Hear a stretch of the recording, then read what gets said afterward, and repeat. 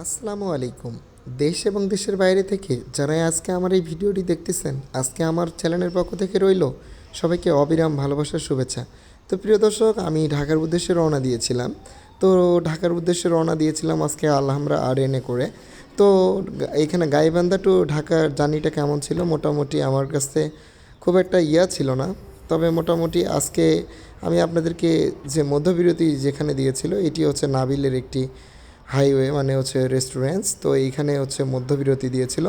তো খাবার খাওয়ার জন্য ভিতরে গেলাম। তো যে এখানকার খাবারের গুণগত মান আছে, মোটামুটি ভালোই আসছে, মানে আপনারা অনায়াসে খেতে পারবেন তৃপ্তি মতো।